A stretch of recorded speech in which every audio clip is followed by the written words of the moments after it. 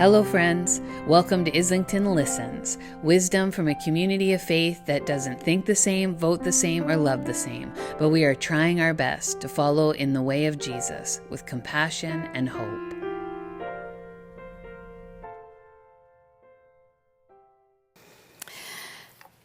Well friends, I invite you to come with me to a recent moment in time. Thursday, January 22nd, 2025. You don't need to take your phone out to look where you are. At 10 a.m. in the morning on that day, the inaugural prayer service at the National Cathedral in Washington was happening. President Trump and Vice President Vance and their families were sitting in the front row, and Episcopal Bishop Mariann Edgar Budde steps into the pulpit gently. And she preaches a sermon about love that went viral worldwide. A world who remembers her direct words to the president. I ask you to have mercy upon the people in our country who are scared now. She bravely asked for mercy again and again for so many, for compassion and the deep welcome of God, for God to grant us the strength and courage to honor the dignity of every being, to speak the truth to one another in love, and to walk humbly with each other and with our God.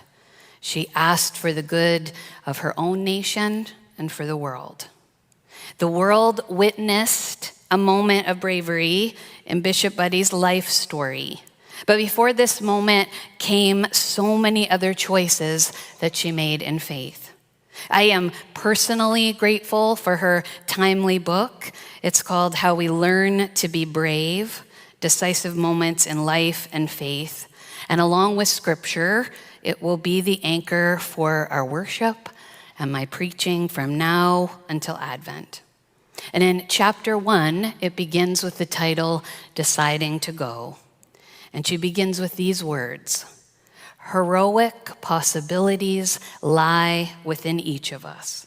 We learn who we are and our place in the world by telling stories. There is none more familiar or beloved than the hero's journey, the tale of one who bravely decides to go into the unknown. The unknown, familiar territory in our biblical story. Let me take you to a story found in the book of Genesis. It is a desert story. And because the desert is a place where most of those early stories happen in, we have a little piece of the desert just here on the communion table. So when you come forward, you'll be reminded. For the desert is a dangerous place. No one goes into the desert unless they have to. It's always moving. It's changing. It is easy to get lost in the desert. It's hot by day, and the sand blows in the wind and stings your skin. And by night, it is cold and frigid. No food, very little water. No one goes into the desert unless they have to. So find yourself for a moment in the desert. Book of Genesis, chapter 12. After the great flood, the people of the earth spread out in all four directions. They gathered by rivers and bodies of water. They gathered in villages and towns and cities. And the greatest of these cities was the city of Ur. Now, in the city of Ur, the people believed that there was a God for everything, a God for every rock, for every star, for everything. But there were some people in the city of Ur that believed that all of God was everywhere. And until God called Abram and Sarai to leave Ur, they had to trust that knowing. And when they left, they headed out. They followed the river. They camped there with their people and their animals along the way, heading not knowing exactly where. But as they went day by day and night by night, they came close to the next town, called Haran. And people were leaving from Haran, and they said, it's not very much farther. And it took a long time, but they finally made it to Haran. And when they set up their life there for a while, Abram would go out into the desert and he would look up into the night sky. And God came so close to Abram, and Abram came so close to God that Abram could hear what God was saying. And this time, God said, keep going. Only there was no river to follow, and not everyone went with them. But Abram and Sarai headed out, and the journey was quite long. And along the way, they stopped at a place called Bethel, and they climbed up a hill and they prayed. And they knew that God was there. And so they laid down some rocks to mark that God had been there with them. And they proceeded on a lot farther, and they came to another place called Shechem. And again, they prayed, and God was there. And they built another altar of rocks to mark that place. But that wasn't the place where they were supposed to stay. And they proceeded on until they found themselves near the oaks of Mamre, the place where God wanted them to stay. And they set up their lives there. And one day, by this time, remember, Abram and Sarai are getting older along the journey, but no children. They were still unsure of the unknown of what would happen. And one night, Abram went out into the desert again, and God came so close to Abram, and Abram could hear the words of blessing from God. You will be the father of a great nation, and Sarai will be the mother. And your children will number as many as the grains of sand in the desert and the stars in the sky. And Abram laughed, for he felt very old. But he trusted when God said, I will change your names to Abraham and Sarah as a sign of my promise to you. Can you imagine being Sarai the next morning as Abraham returns to tell her? And she laughed. But only a little while later, 3 strangers came out of the desert, and they stayed for a while. Of course, Abraham invited them for a meal, and Sarah provided that meal. But while they were there, they reminded Abraham and Sarah of the promise that they would be parents. But by this time, they were very old, and Sarah didn't laugh in front of them, but she went outside the tent and laughed. But just a little while later, a son was born to them. And they named him the word in their language that means laughter. They named him Isaac. And after a while, Sarah died. And they buried her under the oaks of Mamre. And Abraham was very sad, but he knew that his work as a parent was not yet done. So he sent his most trusted servant all the way back to Haran, so that he might find a partner for Isaac. And as they got close to Haran, well, Rebekah met them. She offered to water their animals and invited them to dinner with her family. For Rebekah was as courageous as she was kind. And Abraham's servant told her about this great family. And Rebekah chose to go with him to meet Isaac. And they became the next chapter in that story. By this time, Abraham was very old, and he died. And they buried him beside Sarah under the oaks of Mamre. Isaac and Rebekah had children. And their children had children, and their children had children for generations until your grandparents had your parents. And your parents found their way to you. And you are part of that great family that numbers as many as the grains of sand in the desert and the stars in the sky. A story about deciding to go. And I wonder this morning, that's an epic story. I want you just to think for a moment, where might you be in this story? I wonder.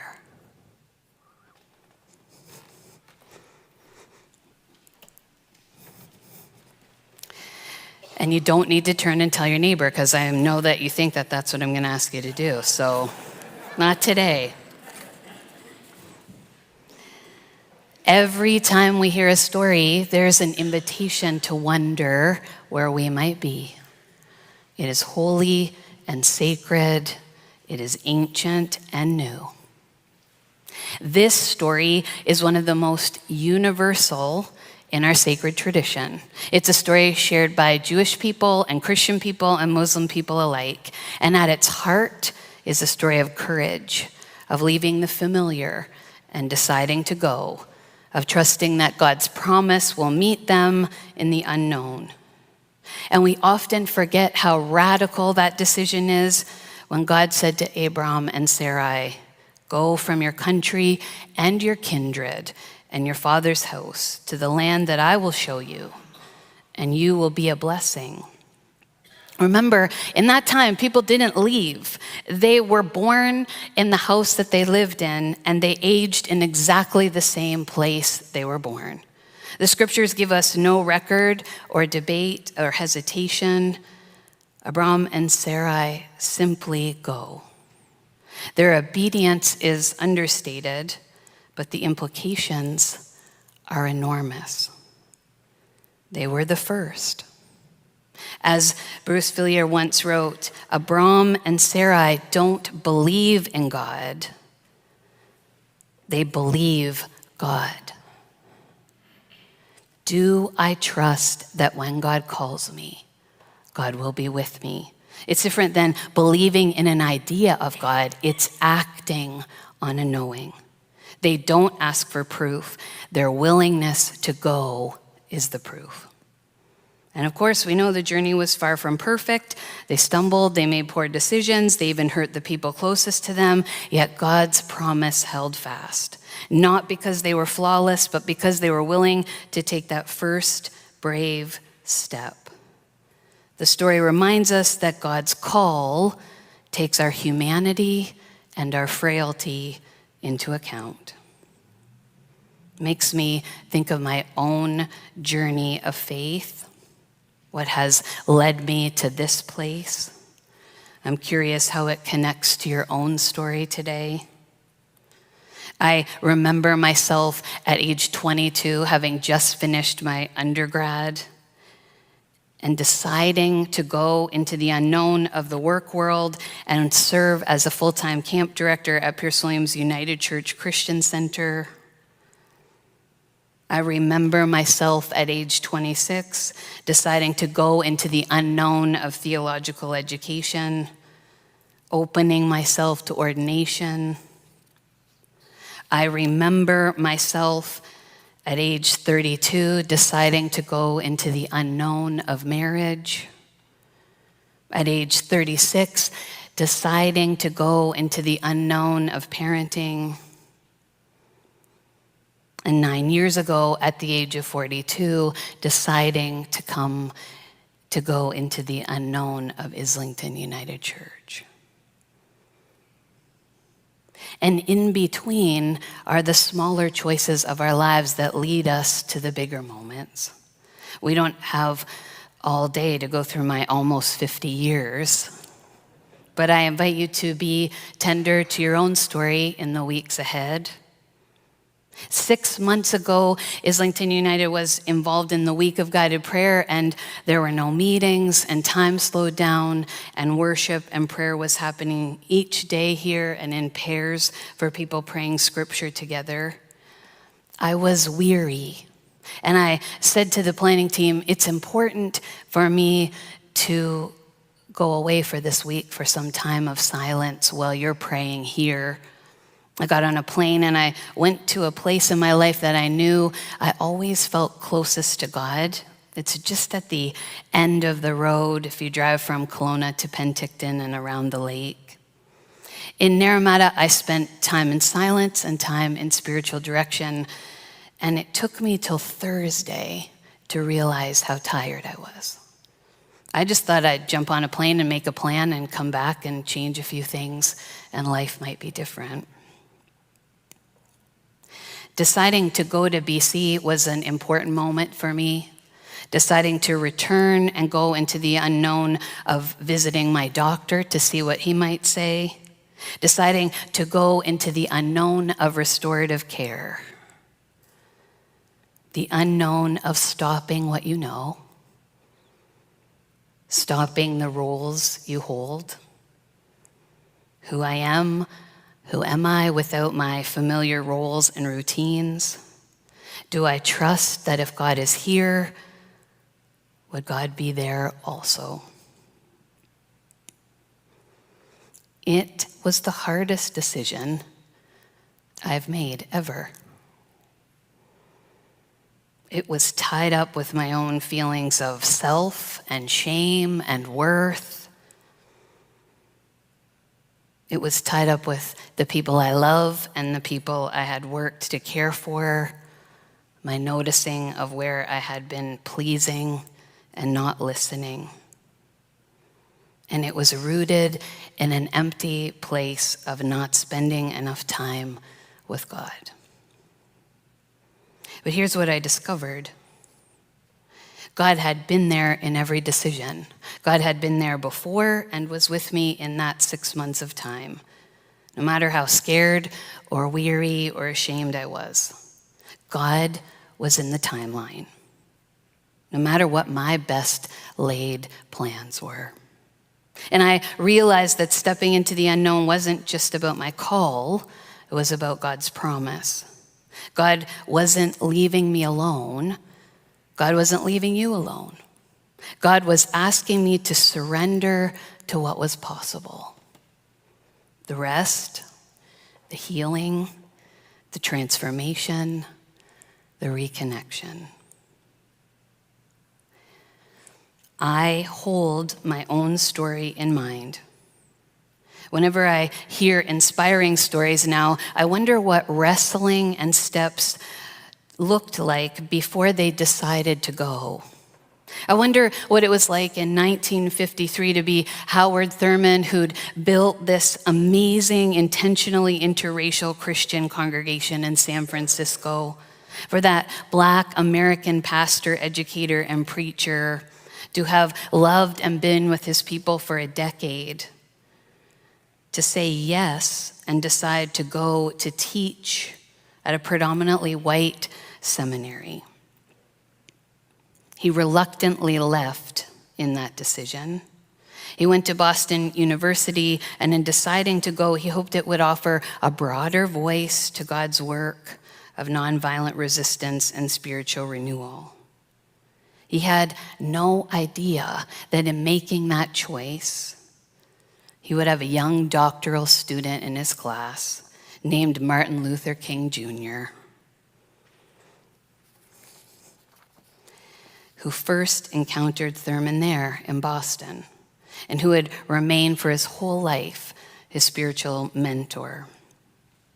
I wonder what it was like for Jane Goodall in 1960 as a secretary in London, when her boss recognized that she had this patience and courage, and he helped her decide to go to what is now known as Tanzania, into that little-known world of chimpanzees. Equipped with little more than a notebook and binoculars and her fascination with wildlife, Jane Goodall braved a realm of unknowns to give the world a remarkable window into humankind's closest living relatives. For 60 years, she did this work. She has not only shown us the urgent need to protect chimpanzees from extinction, but she has redefined species conservation to include the needs of the local people and the environment. And up until the day she died at 91, she traveled the world, speaking about the threats facing chimpanzees and our people, and urging young ones, supporting them to take action on behalf of all living things and the planet we share. I heard her reflecting on an interview on CBC when she was 89. And what has stuck with me from her words was a confidence and a connection to faith. She said, "I've never really talked about this out loud before."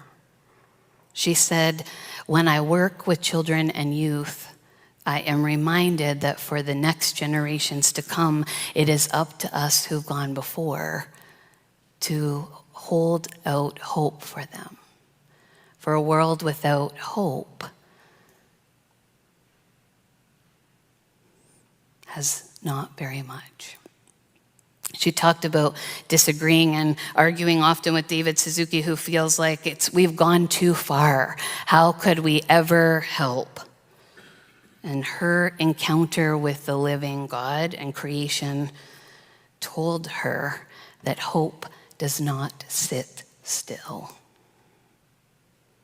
Like Abraham and Sarah, like Howard Thurman, like Jane Goodall, like each of us in our decidings to go, we're reminded that faith often requires us to leave what we know and step out with courage, even when we are tired. Not for our own sake, but for generations to come. And that's the beauty of World Communion Sunday, because when we come to this table, we're reminded that none of us is ever called here alone. We belong to something so much bigger than ourselves. And just as I found God's presence waiting for me in the unknown, in my time of restorative care, today we remember that God's presence is everywhere, already alive in communities around the globe. And when we break bread here, we join with our siblings in Christ in villages and cities and towns and hospital rooms and prison cells across every continent, stepping out in faith together. And like Abraham and Sarah, those who came before us, we can learn to be brave. We can decide to go, to trust, to believe that God's promise is not just for one people in one place, but for all people in all places. And so today, at this table of welcome, Jesus' table, we taste that promise for ourselves. This matters for us today because, like Abraham and Sarah, we face our own deserts, our own unknowns. And in our world with heightened fear, lack of predictability, and the rise of narcissism and controlling tendencies of humans, we listen to fake news that seems certain, leaders who try and provide self-assured guarantees, and a push to stay in the comfort that we've known. But as John Pentland writes, curiosity can unshackle us from our scarcity fear view of the world, so we can catch real glimpses of something else. When we rest in not knowing, we give ourselves and others the freedom to unfold and become. I am certain that you can think of a time or a relationship in your life where you tried so hard to control it or the other person. And in the releasing and the trusting, we become unstuck. Howard Thurman once told a group of students, "There is something that waits and listens for the sound of the genuine in yourself. It is the only true guide you will ever have. And if you cannot hear it, you will all of your life spend your days on the end of strings that someone else is pulling." Our God gives us the gift of freedom. Our God invites us into a way of knowing that is connected to who we are, and from there following into who we're meant to be. That, I think, is what Abram and Sarai heard, the sound of the genuine.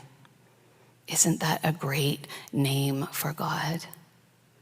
You know in yourselves when the thing is real. They decided to go. So what about us? Where might you be deciding to go? What call is tugging on your heart this morning, or waking you up in the middle of the night, or coming to you through different voices in your life that you trust? Deciding to go is a leap of faith or a tiny, quiet step. In fact, the decision doesn't always involve actual travel if you hate packing your bags. There are so many places to go within. They can be the choice to go away from something harmful, choosing sobriety over alcohol or drugs. They can be going deeper within your thoughts, your ideals, and your beliefs by reading or seeing a counselor or a spiritual director. They can be researching and learning about things you vehemently disagree with, so you could consider other perspectives. Bishop Budde writes, whether for the first or the 100th time, in choosing to go, we feel as if our lives matter. When we go in fear, we are given the courage to do what we think we cannot do. When we go in excitement, it's as if we had been preparing our whole lives for this moment. When the cost of going is high, it merely confirms the importance of the call. Abraham and Sarah show us that bravery is not the absence of fear. It is faith lived in motion. It's living in a hope that does not sit still. Thanks for listening, friends. For other ways to connect, go to islingtonunited.org. May God's wisdom and love keep finding you.